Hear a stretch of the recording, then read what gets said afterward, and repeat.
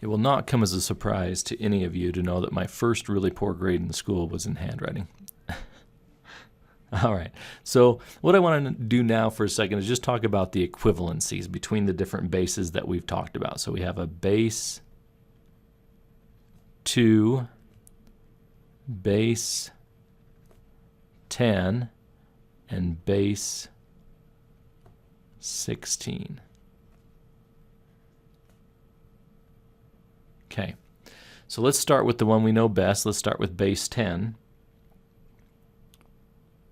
We have 0, 1, 2, 3, 4, 5, 6, 7, 8, 9, 10. We got to go to 9 is the numbers, but we're going to have to end up with 16 numbers. And if you remember, base 16 goes up to the number 15. 12, 13, 14, 15. If that's confusing at all, I said we need 16 numbers, but I only went to 15. Remember that 0 is one of the options. And in base 10, we usually, this is another thing that gets confusing in the world of computers, we talk about 0 as the absence of something, but in the computer world, 0 generally represents something.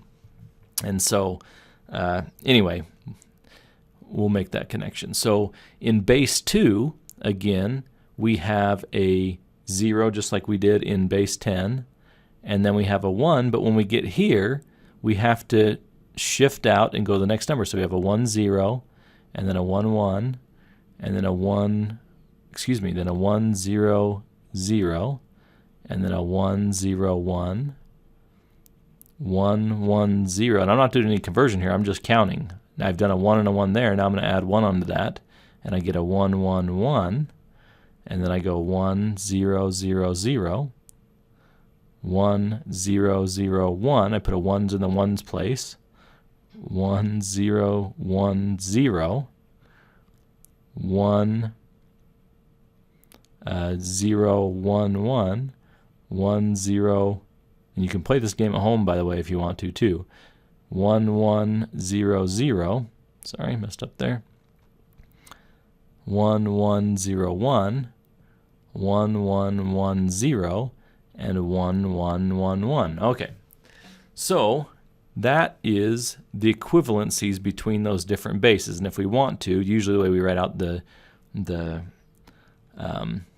these digits is in 4 digits. So usually we'd have this. 8 binary digits is what we call a byte. So there's 8 bits in a byte, and we call a 4 digits. And don't think the computer science people aren't clever. We call it a nibble. So you have bytes and you have nibbles. So this is a nibble. 4 digits is a nibble. And so that's usually the way we represent these. That's the way it looks. Okay? And then in the base 16 side, we have a 0, and then a 1, and then a 2, and then a 3, 4, 5, 6, 7, 8, 9, 10. Whoops. Where's my eraser?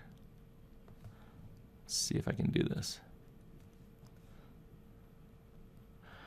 And once we get to 9, then we move into the letters that we talked about. So we have an A, a B, a C, a D, an E, and an F.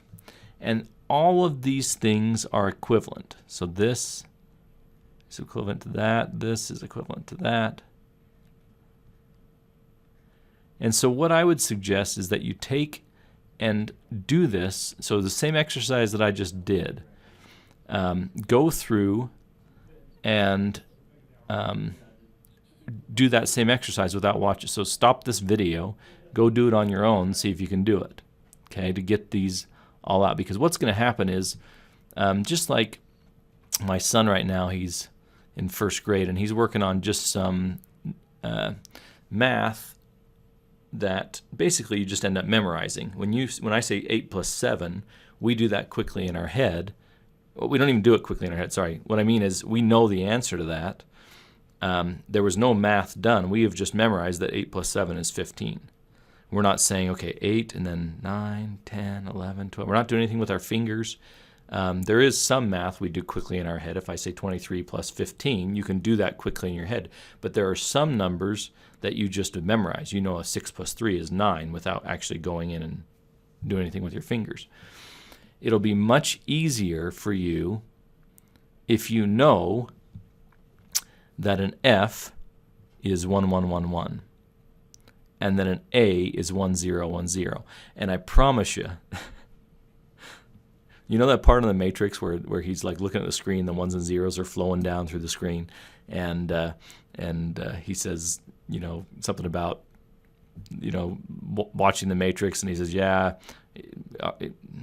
our machines aren't fast enough to convert this into pictures. He said, but I don't see ones and zeros anymore. What I see is blonde, redhead, whatever, so on. So he's looking at the ones and zeros and seeing the images in his head. That's kind of what will happen. I promise you, by the time you're done messing with this stuff, that when you see a 1010, you are going to know that that is an A in hexadecimal and a 10 in base 10. So base 10. We don't usually note base 10, by the way. With base 16, we'll either write a 16 or we can write H for hex. And then here we do base 2. So usually you will see the 2 on that notation. But you will get to a point where you don't see, when I see this number, in fact, when it comes up in just randomly in the decimal world, I think of the binary number associated with it. And so take a second to do this same kind of chart in your head and kind of look at what does each of those things look like. And initially it'll be kind of tough. If you get a 1001, then you may have to go through the process. Okay, so what is this actually equal to in decimal? And it comes back to that idea of positional value. Well, this is a 1, this is a 2, this is a 4, and this is an 8. So I have an 8 and I have a 1. What's 8 plus 1? So this is equal to a 9 in decimal, and then it's going to be the same thing in hexadecimal. Does that make sense? If I get a 1101, I've got an 8, 4, 2, and 1.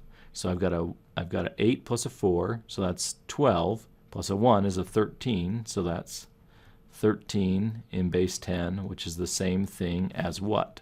Well, a 13 is a D in base 16. And again, this is where that memorizing the chart comes in handy. So take a second to do that. And then what we'll do next is some hex to binary conversions. Okay? Spencer out.